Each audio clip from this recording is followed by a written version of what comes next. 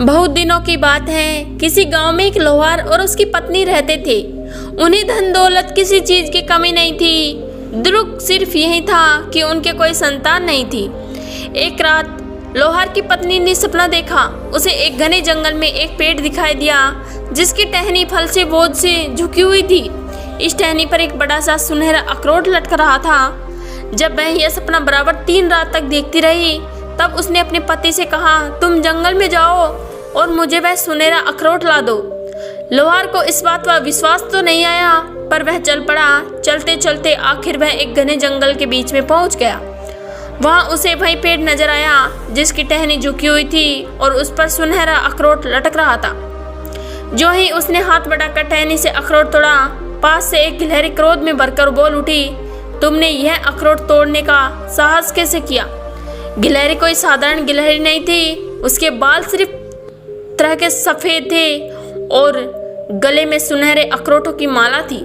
जंगल की महारानी, आप मुझसे नाराज मत हो, लोहार ने विनम्रता से कहा। मुझे मालूम नहीं था कि इसे तोड़ने की मनाही है। मैं इसे अपनी बीमार बीवी को दूंगा। गिलहरी बोली, तुमने सच बात कही थी, इसलिए मैं यह अखरोट तुम्हें उपहार में देती हूँ। अपनी पत्नी से कहना कि वह इसका गूदा खाकर खोल रख छोड़े। तुम्हारे घर में 2 जुड़वा लड़के होंगे। जब उनकी उम्र 20 साल हो जाए, उन्हें आधा आधा खोल दे देना। वे दोनों जंगल में चले जाए और जहाँ पेड़ पर हुदहुद की ठक ठक सुने, वहाँ ये खोल धरती पर फेंक दे। तब उन दोनों के भाग्य का निर्णय हो जाएगा। सफ़ेद गिलहरी ने जैसा कहा था वैसा ही हुआ। लोहार पत्नी के जुड़वा 2 लड़के हुए थे, लेकिन दोनों के रंग रूप में एक दूसरे से काफ़ी भिन्न थे। एक लड़के की आंखें गहरी रहस्य थी, जबकि दूसरी की भूरी थी। धीरे धीरे दोनों जवान हो गए। दोनों सुंदर और सुडौल थे, लेकिन काली आंखों वाला लड़का स्वभाव से क्रूर और निष्ठुर था और भूरी आंखें वाला सहृदय दयालु। जब वे 20 साल के हुए तो पिता ने उन्हें अखरोट का आधा आधा खोल दिया। लड़के जंगल में चले गए। जो ही हुदहुद के ठक ठक की आवाज कान में पड़ी, उन्होंने वे खोल धरती पर फेंक दिए और दूसरे ही क्षण अपने आप को एक कलकल करते स्रोत के किनारे खड़ा पाया। सफ़ेद गिलहरी उनके सामने एक टहनी पर बैठी थी। नीचे एक पेड़ के ठूंठ पर 2 अखरोट पड़े थे।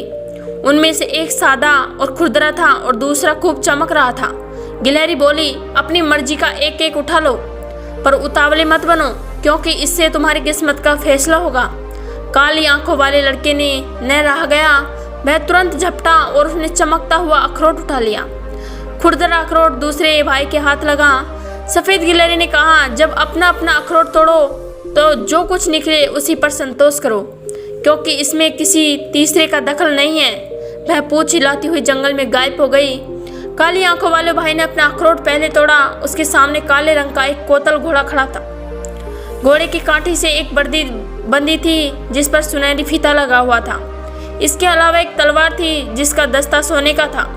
आहा, इस तलवार के बल पर तो मैं दुनिया भर का धन इकट्ठा कर लूंगा, उसने उल्लास से भरकर बड़े गर्व से कहा।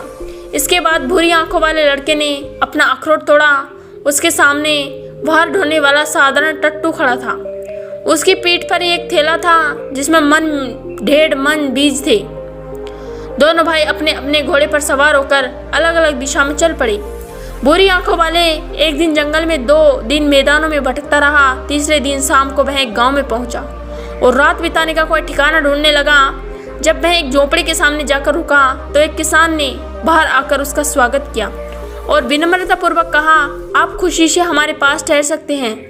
हमें खेद है कि हम आपकी अधिक सेवा नहीं कर पाएंगे। एक डाकू हमारी फसलें लूट ले जाता है, आप उसे पकड़ते क्यों नहीं? भूरी आंखों वाले लड़के ने पूछा। किसान ने उत्तर दिया, हम कैसे पकड़े? वह आदमी थोड़ा है, वह तो गर्म हवा है जो फसलें झुलसा देती हैं। वह अपना बीज का थैला सिरहाने रखकर किसान के आंगन में लेट गया। उसे यूँ महसूस हुआ कि बीज हिल रहे हैं। हमें वो दो, हमें वो दो। थैले में से आवाज आई, हम ऐसी घनी दीवार बना देंगे जो गर्म हवा को खेतों में आने से रोक देगी।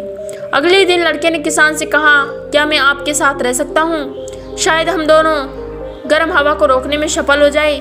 किसान यह प्रस्ताव सुनकर बहुत खुश हुआ और वे दोनों एक साथ रहने लगे। अब भूरी आंखें वाले नौजवान को वहां रहते 2 साल नहीं 20 साल बीत गए। यहाँ तक कि उसके सिर के बाल सफ़ेद हो गए। उसने जो बीज बोए थे वे जैतून के लंबे लंबे घने पेड़ बन चुके थे। गर्म हवा उनसे टकरा कर लौट जाती थी और खेतों में गेहूं उगता था। वे हर साल बढ़िया से बढ़िया फसल काटते थे। गेहूं की पकी हुई बालियां देखकर बुरी आंखें वाले व्यक्ति उल्लास से खिल उठता है और अपने भाई को याद करके सोचता है, यही मेरा सोना है, जाने उसका क्या हाल होगा। एक बार वह किसी दूसरे गांव से गुजर रहा था तो उसने देखा कि एक नन्हा लकड़ा अखरोट के खोल से खेल रहा था। खोल आधा सोने का और आधा लोहे का था। तुम्हें यह खोल कहाँ से मिला? बुरी आंखें वाले लड़कों ने उससे पूछा। मेरे पिता लड़ाई के मैदान में इसे लाए थे, लड़के ने उत्तर दिया। किसी सेनापति ने हमारे देश पर हमला किया, घमासान युद्ध हुआ, सेनापति और उसके सिपाही मारे गए। जब लोग सेनापति को दफनाने को ले चले गए तो उसकी वर्दी से यह खोल धरती पर गिर पड़ा। उस सेनापति का नाम क्या था? बुरी आंखों वालों ने पूछा।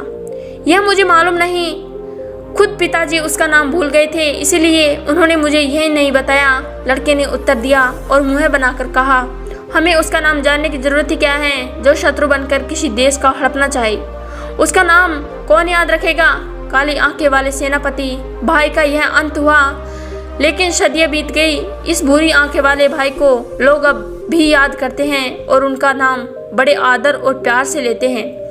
इस कहानी से हमें सीख मिलती है कि जो हमारे कर्मों का फल होता है वो हमें मिलकर ही रहता है। इसमें हमें जल्दीबाजी नहीं करनी चाहिए। यदि आपको मेरी वीडियो पसंद आई हो तो लाइक एंड सब्सक्राइब कीजिए और उस छोटे भाई की तरह अपना भी एक समाज में आदर सम्मान बने रहे, ऐसे कर्म करना चाहिए। धन्यवाद।